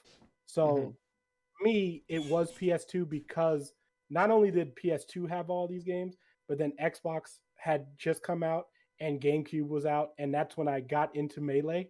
And that was like Smash Brothers was like life after that game, like in that generation. So not Orlon only is ass at Smash. Don't. Orlon's complete ass at it. I took it as just the whole Just kidding. generation in a totality, and PS2, because like Orlon said, the games on PS2, I mean, I can name, I'm as you guys know, I'm a huge JRPG fan, and like PS2 had so many RPGs that like I was playing games for hours. I could go on like a list of games that they had on that. But then I got into Halo in that same console generation because Microsoft, and playing those Combat Evolved, LAN matches were just like, that was like, my introduction into multiplayer. Game battles, baby. Game battles, doing those kinds of things. And then, like I said, GameCube was out and playing Smash Brothers like religiously. So I feel like that was the console generation that I was the first console generation I had all 3 consoles, and that I put all 3 of those consoles. Like it I'd was. have begged my mama. I said, "Mama, can I stay at his house?" I'd have begged my mama, boy. Yeah, so like it was I the only got first, PlayStation at my house, boy. I'd that have was begged my the first console generation that we had that, and that was only because we found it. Someone was selling one at the flea market, like within the generation. It wasn't like that. Like I got PS2 first because I actually got my PS2 at the Wiz. If you guys remember that, Nobody Beats the Wiz. That shows my age.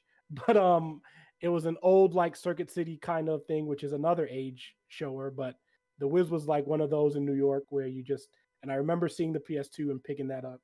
But then like I a think Radio Shack or something like that. Okay. and then a year later I got the GameCube and Xbox. And then but yeah, that generation is like my fondest memories of games, because I remember playing Halo till 5 a.m.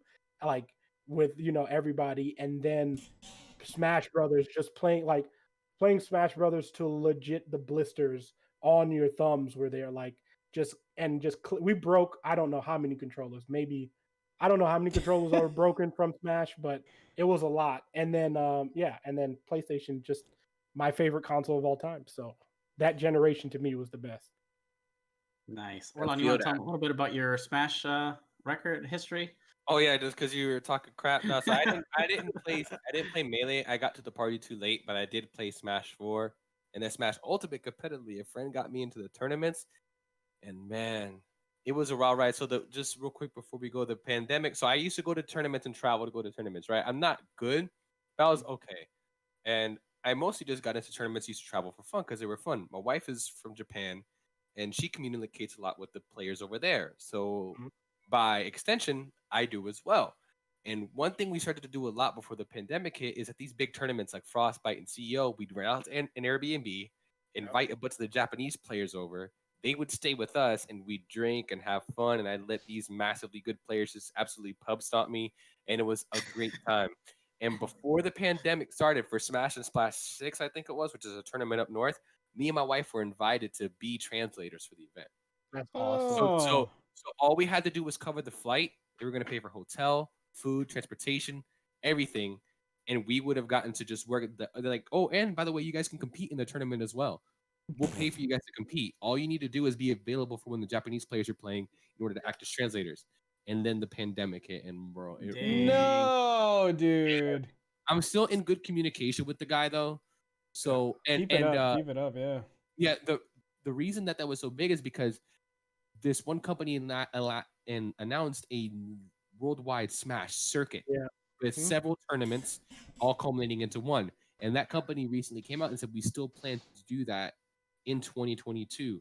So hopefully, with that circuit still coming around, this tournament will come back and I can still get to do that. So Has That'd be the awesome. has the Smash community changed at all? Because I know last year the whole they were going through like the whole allegations with the pro play yeah, with a lot of pro players. I didn't know if like the thing is Oh, it's really bad because my scene wasn't like that at all. I come from Tampa. Yes, we have Yeah. had a player of notoriety that Yeah. was an issue, but your local scenes aren't really like that all that much. And it's unfortunately, it's not that it's I personally don't think it's a lot of people that it's an issue. But this is not to undermine what victim has gone through at all because all you need is one. It's just what makes the community look so bad is that when it happens, these creeps and absolute losers tend to be people with big names. yeah. So it just shatters our expectations. It's not a bunch of nobodies that are doing stuff like this. It may one be, of but the top players of all it's time. multiple top players and personalities. So it's just absolutely demolishing our scene. But I think our scene is better for it. And I think everyone rather this happen and our scene get shocked to the core and we get rid of all these creepos and now the scene only has room to recover. Yeah. Yeah. And I think we're doing better and we will continue. Smash isn't going anywhere. We're just gonna have less support from Nintendo and be more of a grassroots scene, and that's honestly fine because at this point we just want Nintendo to leave us alone. Yeah. That's Makes really sense. we Yeah. really just want them to leave us alone. Yeah, Nintendo has been like the big issue of the Smash community. One of Which the makes we don't no sense. care. It's They don't literally support like us. it's They literally continually get in our way. That's yeah. the issue. Yeah, it's everybody. Even whenever they came out with the whole YouTube thing where you couldn't play their game, like you couldn't make a video, and it's just like you're showing them all these suitcases of money, and you're like, Say, hey, take it, and they're like, yeah, no, we're good, No. and it's like, no, here, I'm helping you, like just have it. Like I just these are tournaments. You can have all of this money, and they're like, I never understood that. Like, what are they thinking? Like, I don't it's know. free. Nobody knows, man. It's just like we can't enjoy the games collectively. according Yeah. to my wife who's lived there for a while, and what I've been able to research, the issue that they have is a lot of CEOs and a lot of positions that these higher ups have, and not just Nintendo, but so many of these Japanese companies are extremely stubborn. And it's not, and then not all of them are like Japan, where they're not like America. So they're not all publicly traded. So you have this guy at the top that can make all these decisions, and he's just this stubborn old dude from imperialist Japan ages, and he's like, I'm not going to budge on my stance at all. In terms of copyright, in my opinions on copyright, my opinions on free advertising and Twitch and DMCA, these are old Japanese that are making decisions that do not budge on these opinions. Yeah. And they refuse to budge. It's a big thing. That's one of the. That's like nail on like that. That's one of the biggest reasons and also like they also have the proof that they don't need it because Exactly. Nintendo is notorious of we're succeeding regardless. Like we don't need your marketing because we're Nintendo and we're going to succeed. Yeah. So they have that mindset, and because they've been successful with that mindset, it's also kind of we don't want you watering down our product. So they feel like playing those games on those platforms is a water down, which we don't feel because we feel like it's uplifting that platform, which it totally is because like you're playing a game and like you have so many people who just enjoy Smash, playing Smash. Like, I mean, Melee legit lasted from when Melee came out. Like, I was playing Melee pretty competitively till before even Brawl, like years after Brawl came out, like probably Mhm. like 10 years was like that whole window of just playing Melee, like super heavy. And then, but I mean, the community behind it has found its way to always come together and stuff. Yeah. So Yeah, that's the So thing. Yeah. here's a question I have for you guys. I'm not really a Smash player. I think I played it once just to see what it was about.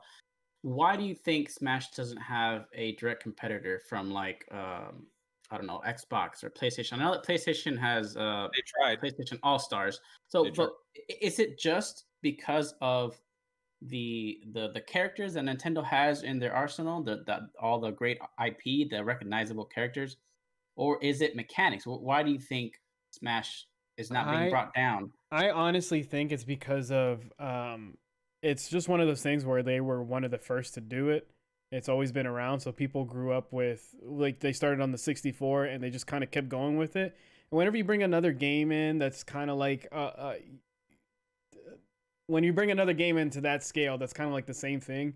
It's just kind of like your mind doesn't want to give that game a chance. It's just like I already really like this game. I'm just gonna kind of stick around to this. So to me, it's kind of that feeling of just people are just like whenever like I'm a big Mario Kart fan. I love Mario Kart, but whenever Crash Team Racing came out and stuff like that, it took me a while. I was just like, like I in my mind I was just like trying to find a reason why not to like another game and why I had to stick with Mario Kart because I like the characters and all this other stuff. So I mean, I think it takes time, and I haven't played the PlayStation All Stars or anything like that, but to me it didn't look it didn't look as No. interesting. I guess you could say it didn't look like they had everything together, and well, the way Nintendo has it right now, since they've been doing it for so long, if you don't have to worry about bugs or the game being broken a lot. I mean, it still has room for that to be broken, but I don't know. It's just one of those Yeah. things. So, like my thought on it is like, okay, the reason that there isn't as a successor is because no one's willing to invest what Nintendo is willing to get all these characters. Because I was actually going to make a TikTok about it. If Sony tried again, they could make it successful. In current day, with all the IPs they've built up from the PS4 generation, they could make a successful competitor. But I don't know if Sony's willing to put the money in. And the reason I say this is because after getting my PS5 and playing Astro's Playroom, do any of you guys have PS5s? Yeah. Yes. Yeah, so Astro's Playroom, all these Easter eggs and all these series you see, Yeah. it's like, yo, Sony has such a Yeah. wealth of IPs that if they were willing to invest, they could have a successful. But I'll admit, I think Sony is the only people that could do it. Yeah. Mhm. But I've been thinking about it lately. I'm like, they totally could. They're not investing the money into it, but if they did to get rights to all these characters for a game, they absolutely could. And if you look at the library of PlayStation All Stars, even back then, they didn't. Yeah. That was the major problem, is that they had all these IPs. They didn't fight hard really to get Snake. Yeah. They didn't fight hard enough to get Final Fantasy characters that had Yeah. been on their platform. And that's why I think it's just a company doesn't have the capital, and the companies that do aren't willing to put forth the capital to make a game successful. But if they were willing to, they'd pull it off, I think. It'd be They crazy. just don't want to take the risk. You think? Yeah. Um, It'd be I think- crazy though. As yeah. soon as they made one, Xbox would finish that partnership with Nintendo and be like, "Hey guys, here's our characters." Make it happen. No, I think to answer your question, I think it's a combination of what everyone has said. I think one, the IP, just having first of all, I mean, the last Smash gave us 63 characters from the start. Like, Yeah. you know what I mean? Like legit, like, you know what I mean? Like you can't even just even and we gotten so good because I mean Melee, they were kind of a mimic characters, but now all of those characters in Ultimate have very unique play styles. So like, yeah, they have some things that are similar, but everyone's different. So now you've got like 63 characters that you start with that you don't even like, you know what I mean? And that's not even counting DLC. And then you have your DLC characters, and then also the mechanics though. Mechanics also play such a big role because, like Chris said, being able to know that platform since Nintendo 64, that means you've been making these games for almost 20 years at this point. Like, you know what I mean? So like just being able to have those and you have to get fighting game people in there because as much as people don't people don't think that's a fighting game, that's 100% a fighting game because of there's fighting game frame rates, there's fighting game wave dashes, there's mechanics in that make that a totally competitive 1v1 style of game. So they've got people who go in and do those kind of things that know about these things, which is why Smash Ultimate is being so successful because they've got the right people in always tuning that game. And I feel like if another company were to try to do that, you have to put that same time, again, 20 years in order to really knock that game out of the park. And I just don't think the risk is worth it, especially because Sony tried it already. And just the risk, it would never end. And like Chris said, it's hard to get a group of people who've been playing Smash to be like, all right, I'm going to drop what I'm doing and play something. I'm going to play this other thing. Yeah. So and I think that's why. And one last thing is I'm actually pulled it up to go look at it. And I was like, okay, the one thing I didn't realize after looking at the roster, the reason that no one's going to make a successful competitor if Sony doesn't do it is no one's first party approach is like Sony's, is like Nintendo's. They have far too many characters on here that they don't have to go outside to get licensing. They don't have to outsource. And then people want to come to the game. Over half of these characters I'm looking at, they belong to them. Mm-hmm. In order for Sony to make a successful competitor, they need permission from so many people. Yeah. All these characters that Nintendo has to throw out from so many successful like even Punch-Out belongs to Nintendo now. Like all these Little Mac, all these series, it's like it's insane. It's insane. Like, they're close to 80 characters now. About 55 of them belong to them. So that's insane. That's really insane. So I honestly think that might be why. It's like, they have so many nostalgic characters that it's like, no, these are ours. We don't need to ask. These are our guys. These are our characters. They belong to us. Yeah. And it is Prince money.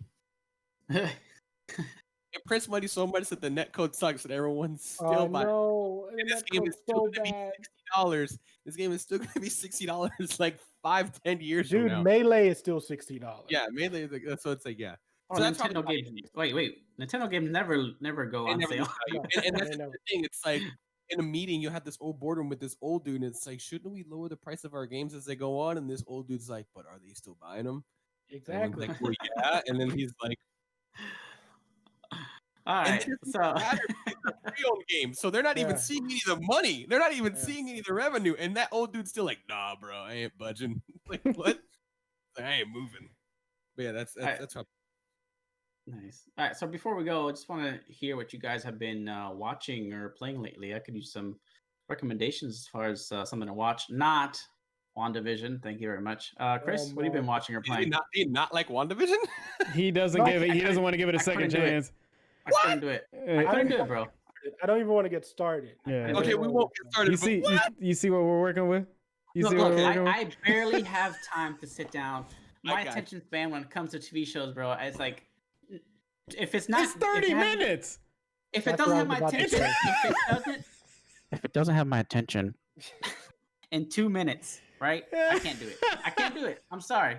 I'd rather be spending my time playing a game. Their thing. So okay, we'll ignore that. We'll talk about that. Anyway, I've been. Go ahead, Chris. I've been playing. I went back and played Arkham Asylum because another podcast I listened to, Min Max, shout out to them, do like a little book club called Deepest Dive, and they usually pick a game. You play through it in sections, and then they talk about it, and it's one of my favorite things to do right now. Hold on, I see in the chat, Yende, we can't be friends if you don't like WandaVision. If you don't watch one, that's Bree, by the way. I know. Oh, I'm aware. But yeah, I went back to Arkham Asylum. Still holds up. I just got PlayStation Now. I just did it for a year. And then I saw, only because I saw the Sly Cooper series is on there, so I might be going back and going through that. And then I tried to play Resident Evil, and I'm gonna try my best to get through it, no matter what. I'm telling you, dude, Dead Space was my first horror game, and the first one, like, as soon as, like, what do they call Necromorphs, right? Necromorphs, yeah. Yeah, well, the first one, like, as soon as they popped up, like, and came up to the screen, I never trusted a dead body on the ground ever again in my life. It's still in the back. Yeah. If I see a body on the ground, I'm like, let me go ahead and double tap that real quick because Stop on it. Rule number 2 on Zombieland. yeah, exactly. And then what I've been watching is I've been watching what is it, Hunter x Hunter. Still, I gotta finish it. And yeah, I'm trying to get down my movie list and my anime list, because next on my list is Naruto. I never actually finished that series, and I want to go through it. Oh, I've never seen it. Yeah. And then yeah, but my life will be taken over by Falcon and Winter Soldier this weekend. Yendi will not be watching it because those episodes are an hour long. And Now, then we got wait, Justice now, League. wait. If it doesn't start with that 50s nonsense, I'll watch it because I like. Then I just like. skip episode 1 and 2. No, I feel like I'd be missing out on stuff. You know, I'd want to go through the whole thing. But anyways, I will be watching Falcon and the Winter Soldier. That one's good. Because that seems good from the previews that I've seen and stuff like that. Okay. What have you been watching and playing, Orlon?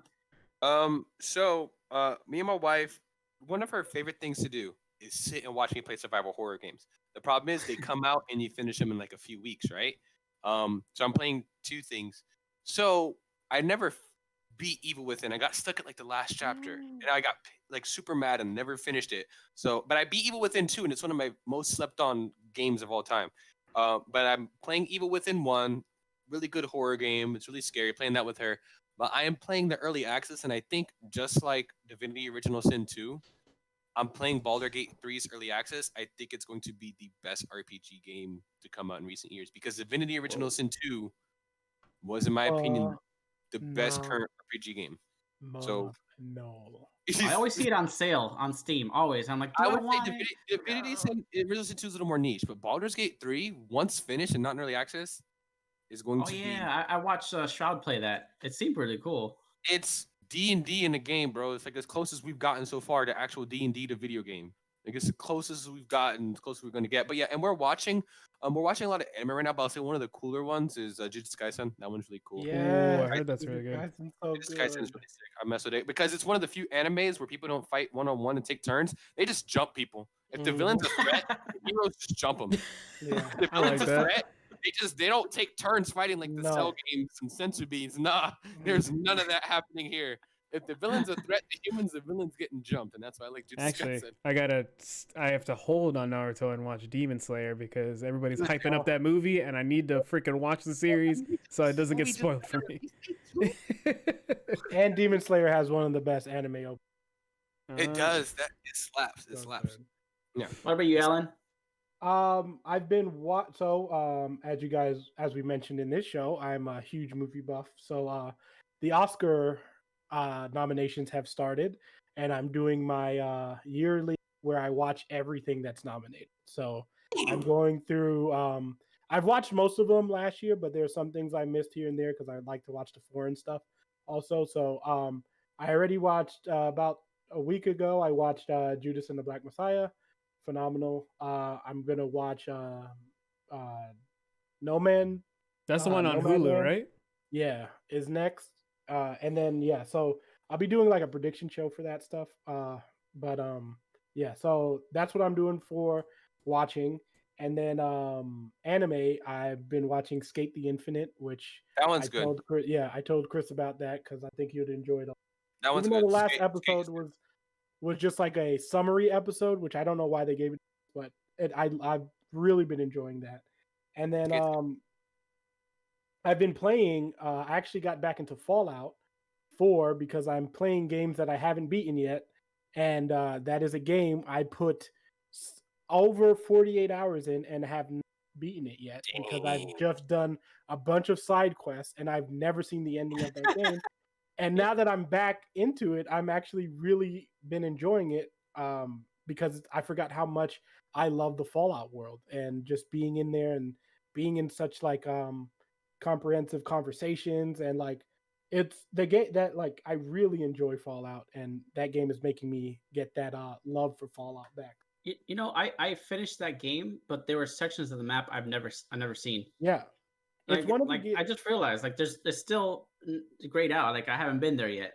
it's But crazy. I like that game a Fallout, lot. you like Fallout, play Outer Worlds. Outer Yeah. Worlds is I did. I finished that game too. So another the only surprise thing I don't like really about Outer liked. Worlds is no romance options, but other than that, the game is fucking. I'm sorry, I forgive me. mean, for flawless. Hey, first game. There it is. I mean, but other than that, the game is I other than that and not having a third person mode, I love the games. That's the only thing. I like playing. Am I the only one who likes playing my RPGs in third person? I don't like. I don't mind it. It depends. It depends, really. I'll switch But, back and forth. Yeah, I like to switch. I like exactly Yeah. to switch back and forth. And that's one of the things. I love the new Resident Evil games too, but it's like I want third person, but Yeah. they're so scary in first person. So it's like That's what I'm saying, dude. If this one was third person, I totally. But I stood. you be good.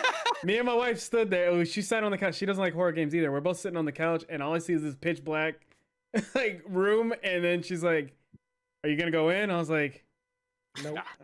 I won't ever buy a PSVR because it means I have to play that game in VR. No. I refuse. I refuse. I'm gonna play Half-Life. I'm gonna get Half-Life Alex, and I heard that one gets intense too. But I gotta do it. So, yeah. What about you, Yendi? What have you been playing? Morrowind? Did you download it? No, man, I played that game so much. I can't go back to that game. It's that thing where it's nostalgia that I liked. It's when I go back to a game that's that old and I start playing, I'm like, oh, I can't. Like graphically, the game has to look a certain way. Like going back to Morrowind and seeing these blocky textures or the same texture for the ground and the same texture for all the trees, and it's like it melts. in my mind, I can't immerse myself like I back when I played it. You know, even Skyrim is hard for me to get back into because I was like, oh man, this does not look good nowadays. Is that one of the games that got a boot? I know Bethesda said they boosted some of the games. Is it? Yeah. Yes, it is. It is. Nice. But you can. I played the beta for Outriders. That one's gonna be. It's not a live service, but it's still gonna be at least decent. Outriders was pretty fun. The demo was pretty good. Yeah, I like and day one Xbox, so I'll definitely be Xbox checking that Game one Pass, out because it's supposed to be similar to Destiny and Yeah. a looter shooter. So as long as you don't actually use the cover system and play aggressively, it's really fun. It's mad. I don't care for cover systems. I don't like cover shooters. That's why I They couldn't get put into one Gears in of there War. and it isn't needed. It's Really? like- no, you get punished because every class gets health back by doing something aggressive. So you get actively punished by being in cover. It's weird. So Oh, yeah, it was a design oversight. I feel like, and a lot of reviewers mentioned it. It feels like, oh, it has this cover system, but the game wants you to play aggressive because that's how it's most fun. But it has this cover system. why is there cover? That seems counterintuitive. It seemed like it was a put in there as a box to be checked. I don't know, but it's a lot of fun. If you play aggressively, the game is really fun. Yeah. I like it a lot. You should It'll be download the decent. demo. It'll be decent. I've been watching my nightly show, which is the only thing I ever watch, which is Ancient Aliens. So it puts me to sleep. so it used to be Friends, right? Before I go to bed, I put it on, Go to sleep. watch it. But then that got taken off of Netflix. And then I used to watch Alone, which is a survival series. And I finished all of that, so I was very sad. And now Ancient Aliens, man. There's some crazy stuff in there. And it's just fun to hear all these crazy theories and stuff. And aliens could be these guys as these people are talking about. You know, it's you never know. Anyways, That's called Aliens guy. Listen, you're talking about them being disguised as people. You're just talking about the scrolls from Marvel. That's what they're doing. yeah, exactly. He's trying to sneak Marvel in there, like, maybe you should watch. I'm telling you, Secret Invasion. I'm just saying. That's gonna be isn't it? Ooh, that's gonna be nasty. Yeah. All right. Well, do you guys have any closing thoughts or anything on anything we talked about today? Or? No, I'll just say thanks for having me, man. It was a lot of fun. I appreciate it, guys. Thanks for being here. Thank you for being on. Anytime, for sure. But just the podcast stuff. If you guys want to, find us on the podcast, we're pretty much on all podcast networks, then our YouTube channel, and then the Twitch. And then if we get to the 50, we will be doing the giveaway. So that's all I got. And since you guys are already here, you guys like we obviously like video games and nerd culture. Like Orlon said in the beginning, he has a TikTok. We already have it here. Is it gonna focus? Focus. Just follow him on TikTok at what is it? Minstora, just Minstora on TikTok. Minstora on TikTok. Minstora. Yep. Go ahead and check him out. All right, be sure to be there and follow him in his journey, as he continues to blow up. From what I'm seeing, like, geez. Hey, we're trying, man. We're trying. I'll be posting little snippets with your permission. I'll be posting little snippets and clips. Absolutely.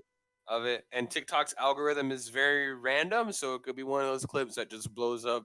So, like I had one video that hit like 200,000 likes and like almost 2 million views, and it was just me recording my TV and talking BS about a random anime. Like the algorithm is complete. I'll put like hours of work into a 1-minute TikTok and it gets nothing, and I'll just record my TV and put some boneheaded commentary, and it'll get millions of views. And it's like, all right, cool, TikTok, I see what you're trying to get me. So I'm not going to do any fancy to the clips. I'm just going to take the clips that y'all allow me to use, upload them, and then just hope for them to blow up. So we'll see. Whatever one you want to use. All right, cool. So tomorrow I'm putting out a video. The video for this week is about Pokemon and why Pokemon is, I believe, dead to me. So I'll be going over why I think that is the case. Then don't forget that also tomorrow the podcast comes out, as Alan said, and then on Friday, this show will be up on our YouTube for you to watch if you didn't have time to watch all of it live. Once again, remember, make sure you are following us here on Twitch and are subbed over at YouTube, because once we get to 50 on each, we will be giving away a Poenage Ultra Custom gaming mouse that has been modded by me. So make sure you go follow us if you haven't. I know there's some of you up there who watch our stuff but aren't subbed or followed. So we can see that now. It's the future. Yeah. Yeah. So make sure help us get there. Make sure you follow and subscribe. With that being said, big thank you to Orlon for joining us this week, and it was a pleasure having you, man. So with that being said,